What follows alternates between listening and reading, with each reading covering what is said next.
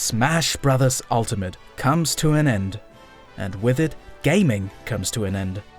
There isn't much else to do, except, of course, playing with 89 characters in Classic, Spirits, Online, and Sandbag mode. Let's look at the roster. Let's see. Who am I gonna pick? Who am I gonna pick? Like, I don't want to make the wrong decision, and I feel like I always do. Now, listen. People love Smash. We love Smash. It celebrates our love of games and characters and music and stories, and Ultimate has so much of all of that it becomes the definite celebration of gaming culture, really, and the sound of it alone is, a lot. And this is what we want to talk about today. With the risk of destroying this channel before it has its first subscriber, here it goes.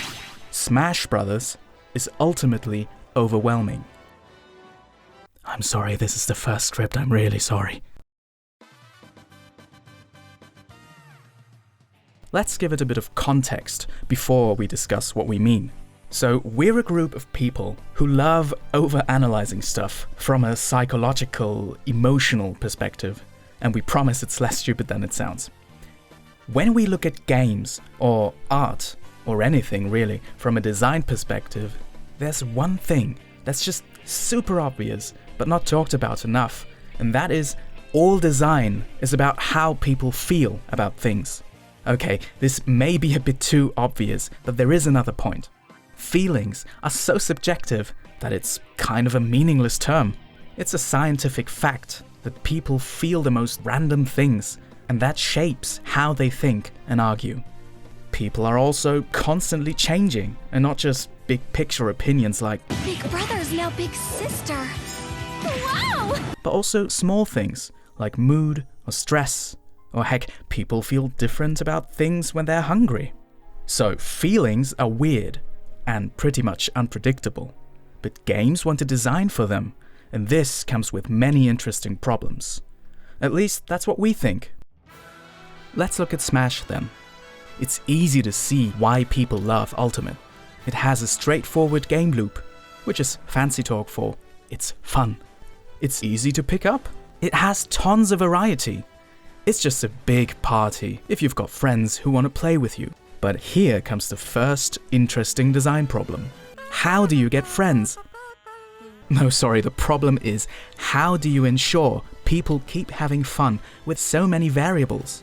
There is no way all your friends have the same skill level, the same game knowledge. How much does it matter to ensure people still enjoy themselves? How do mechanics counter the skill or knowledge gap? Is it maybe even a good thing that there are these gaps? This seems like an underestimated problem. Back in the GameCube days, the extent of this was not obvious.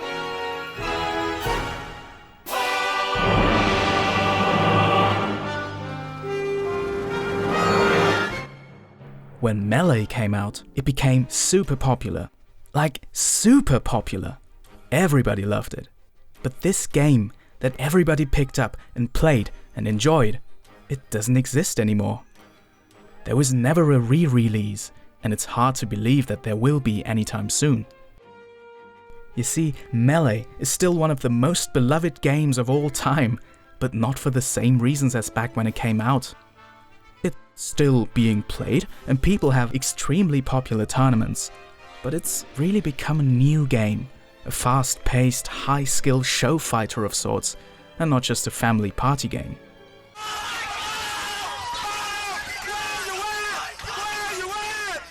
And sure, we personally think that's great. It's amazing to watch.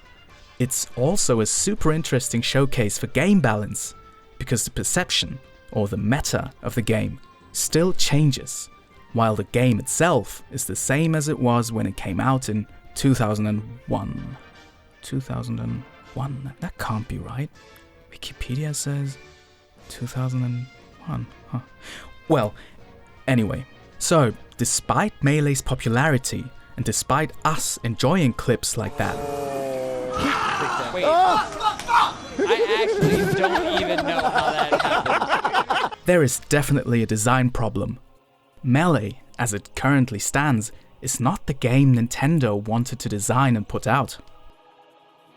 If you're designing a candle and people use it as a door stopper, where am I going with this? So if you design something and people use it as something else and really enjoy it, this might be great from a business perspective, and you learn a lot about design, but you failed in what you set out to do. Might I favor Master with a tender kiss on the forehead? Oh, I failed again. So as a designer, you look at this and think, I definitely did something that wasn't right. And if we really want to make sure this is a party game, we have to change things. And so there's brawl and random tripping, and all is well again. Problem solved. Of course, this is simplified, but come on, it's YouTube. Brawl tried its best to leave the Smash Bros. Formula intact while making sure the game couldn't be changed into something that is not just a multiplayer party for you and your friends. It had great reviews, but most people nowadays think it has the weakest gameplay in the series. Oh, and it still had an active competitive scene, so there still was kind of a skill gap. But it definitely worked better for Nintendo, if this is the right term here, at least in the beginning. Brawl did not become a second Melee. However, this strategy led to Brawl being modded into many projects like Project X. Let's think about this. People actively went into the game's code to change it now that the game wasn't as flexible by design. Well, we're not here to judge, mostly because who's really to judge here? So this is just an observation. From a pure design perspective, it's hard to tell if Brawl achieved its goals much better than Melee. Yes, people had to change the code to change the game experience, but the fact that this was even something that people wanted so desperately to do is also kind of problematic, maybe, probably. Anyway, as with most of these problems, there is no easy solution. And if there is, we obviously don't know it. Even if people think there are easy solutions, and for some reason people often think that, it's most of the times not true. So, back to Ultimate. Let's just skip Smash 4, alright? Let's just skip it. So, back to Ultimate. Nintendo still wants to have mainly a nice party brawler, but they also want to not alienate people and make them actively mod the game into something else. You can really only solve this problem with a compromise, and Ultimate is all about that. The gameplay is arguably simpler and more straightforward than Melee, but it's still deep and not artificially random as in Brawl. Well, you can make it super random with items and stage hazards and whatnot, but you don't have to. In theory, this means everyone can pick it up easily, and there's also enough depth for competitive play. We say in theory because there are almost 100 characters and many with very unique abilities. There are also over 100 different stages that have Final Destination and Battlefield versions. So the perfect game for your group dynamic and expectations is here. You just have to find it. This is what Ultimate's compromise looks like. Everybody is happy because there's something here for everyone. The game may not be as fast, technical and changeable as Melee, but it has so much stuff in it that there's practically infinite play variations, and therefore potential depth. As a casual player, you can play with your favorite character, and if you don't find him, it just means you haven't scanned the roster well enough, because believe me, he's here somewhere. As long as people don't care about knowing everything there is to know, they can jump right in. I know that my little nephew doesn't care. He just picks Ganondorf and spams the neutral special. He'll probably be quite happy for a while when he someday tries all items and stages. As a more competitive player, you also have a lot to discover. How to optimally play is dependent on the character matchup, positioning, the moment-to-moment micro decisions. The amount of things to do is just, massive. This is by all means probably one of the best possible solutions there is. You can very easily make the point that this solves the big design issues of the previous games. There's an unlimited amount of content that combines all of video games' favorites. Everyone is here. But it doesn't come completely without downsides, and we're bored enough to look at the downsides for a minute or two.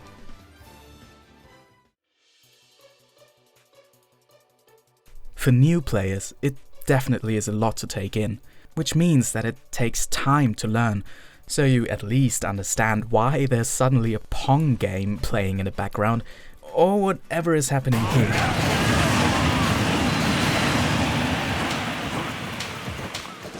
And it misses some of the aspects that keep Melee alive. And I mean, learning ultimate matchups just sounds like an absolute nightmare, but maybe that's just us. But there's also moment-to-moment things that definitely could lead for some to negative play experiences. First, picking a stage and rules and characters is harder than ever before. The UI is not terrible, but it is partly a bit all over the place. You could probably make a huge user research study about people's preferences of picking stages or characters and how the UI should accomplish this. And because it's a game for everyone, for every playstyle, for every player, you will get a lot of different opinions. But the fact is that making rules and changing them takes a bit more time than before, and just looking at the stage list is kind of disorienting, if you're as old as we are at least. There are some play modes that are weirdly separate from normal rules, which makes sense considering how much players have to understand to just play a normal session. But it's also not the most convenient. So there's definitely effort involved in starting a game. Certainly no problem for most, but we're gonna point it out anyway, especially because it becomes a much larger issue when we come to online. But let's do other things first. So let's look at single player for a moment. Classic mode is a series of fights and challenges specifically designed for a character, including a boss fight. It's super straightforward and works really well. It represents the character, like Ryu only fighting Street Fighter style stamina battles, or Mega Man fighting references for his original boss fights. Yeah, you know what? Classic is really nice and something for you if you want the game to make most decisions for you for a change. You pick a character and a difficulty, and you jump in. For that, it's really well designed. And then there's World of Light, which is an adventure mode that provides a small story. You go through a board and stop at these spirits that you have to fight. Now, spirits are a genius addition. They are these character artworks, and there are hundreds of famous video game characters represented, and you can fight against them. Spirit fights are like little designed minigames in the Smash Bros. Engine, with special rules that represent the spirit. There is Shedinja, which is represented by a small Game & Watch that is invincible most of the time and cannot be shot. It's great. There is this potted ghost from Yoshi's Island that perfectly replicates the original fight with what is available in-game. Like, look at this. It's just so charming. But not only do spirits appear in these fights, you can also equip them, and this is where it gets messy. They give you unique abilities based on their game, which sounds nice at first, but again, there are like 1,200 spirits in the game. They also have unique stats for attack and defense and speed that change your character and also level up and scale as you use them. There is this weird rock, paper, scissors mechanic where every spirit has a type that's strong against another and weak against the third one. There are primary and support spirits, and, you know, if you're confused, I don't blame you. We are at least, so join our club at the Senior Center. I myself wish it was simpler. I wish it involved a guy taking a walk and trying to find a cookie and then sleeping. Having you represent a spirit character is a cute idea, but in reality, it is not balanceable. Is that a word? Hope it is. Oh well. Strength is now determined by how much you level up a spirit, and enemies also do ridiculous damage depending on their level. You can't just pick Ganondorf and fight Baby Bowser. You will just die instantly. The spirit types want you to change things up every fight, but just choosing an appropriate spirit among millions and billions and trillions of spirits is... Come on, who does that? especially since you also have to balance difficulty yourself by choosing a spirit with similar stats as the enemy if you want to have a real fight. There is a way to let the game pick a spirit set automatically for you, so you can do that every time, but it's also not super well balanced, and it gives you random effects and stats to deal with every fight. Some spirit fights have these cute stage effects, like wind appearing for the Wispy Woods fight, but there are also support spirits that make you immune against these effects, and they get picked automatically if you don't avoid them. So there are these well-designed spirit battles that are being cancelled out by a player's equipped spirit sets. We didn't even mention how you could enhance and merge spirit cores and all these things, but the point here really is, Ultimate does again so much and has so many things and options that it becomes really easy to be overwhelmed and kinda hard to just play the game. Your dream battle is somewhere here on this board, but you have to put effort in to experience it, and the sad part is there is no easy solution, because all this intricate RPG stuff has its audience. And then there's us, and we would prefer just to not have equipable spirits or stat changes at all, and just keep the creative spirit fights, and have them balanced by the designers. Anyway, if you think this is all there is to talk about, you're dead wrong. So let's talk Stage Builder, because this stage list is not big enough for everyone.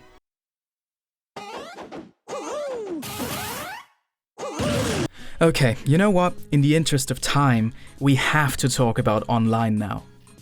Online mode is a tricky one, and shows that Nintendo only has one room with one couch and 2 controllers for playtesting, but it also shows that too many ideas often work against each other. There is potentially a way to have a good online session in there, but just playing with friends and changing characters has a lot more extra steps compared to previous titles. You have this room and go into the ring to play, but have this extra menu you have to go to pick and change characters, and then you say that you're ready, and then there's stage selection, and you hope everyone wants to play by the same rules and they are properly selected. Matchmaking with strangers comes with some challenges as well. There is Elite Smash, that unlocks if you keep winning with a certain character, and I don't have footage of that, but I read that's what happens. The system is not super reliable and heavily depends on the connections. It's also quite punishing, and changing characters is not possible at all. If you're not playing in Elite Smash, you have to hope to get matched with somebody who shares your preferences in rules, but this doesn't seem to be guaranteed at all. And again, some rules, like turning on team attack, which makes 2v2 actually interesting and not just invincibility abuse, are not possible if you're not playing in special rooms that have to be set up and joined. So, can you really fault a game that tries to do so many things to lose focus at some point? Well, this is what design is about, right? Solving a problem that leads to many more smaller problems that take hours to analyze. So, what is this psychological experience of playing Smash Brothers? Can you even summarize it? Or is it just so different for everybody? We'd really like to know how people play and how much they design their target experience themselves within everything they are offered here. I guess if you break it down into one word, it's massive. It's deep, it's big, it gets messy, it's emotional. Another interesting aspect of the whole experience that we didn't mention yet is the marketing. The Smash Directs are now over, but they were for years a big part of how Smash was perceived. Every few months, there was a sure reveal of a new character. The developers knew the appeal of this, and they knew how important it was for the game, and they also knew how important it was to have Sakurai personally presented. The discussions about characters and games before and after a direct are part of playing Smash Brothers. Wishing for a certain character, respecting the prestige and honor that the inclusion brings, these are all designed part of the game. There are so many videos of people crying over the announcement of a character inclusion because this announcement itself can be really powerful. It's kind of a free bonus for Smash players or anyone who has a connection with a certain character, and these announcements are always super well done and respectful to the original game. And they sure always lead to community works, art, memes, discussions, fights, breakdowns, long YouTube videos. This is the power not just of a series, but of video game celebration. Games are an important art form, and they only continue to get more important. And Smash Bros., for everything it is overwhelmingly packed with game-related emotions. Everyone is here, everyone can have fun. And it is designed with so much content that it becomes less important for a single player to enjoy everything. With all this stuff to enjoy, that'd be a bit much, wouldn't you say? Hi, thanks for sticking around till the end. We're stoked that we actually were able to make this video. It's something that we just wanted to try out. We're just interested in how games relate to certain emotions, not only because most of the team are psychologists working with games, but also because we wanted to talk about a passion of ours. And Smash really is one that made us friends for life. It's that emotionally charged. Anyway, this video was kind of a proof of concept for us, and we're trying to decide if we want to spend the time and effort to making more. So if you have any comments, suggestions, thoughts, we'd love to hear them. Thank you, and we'll hopefully see you around.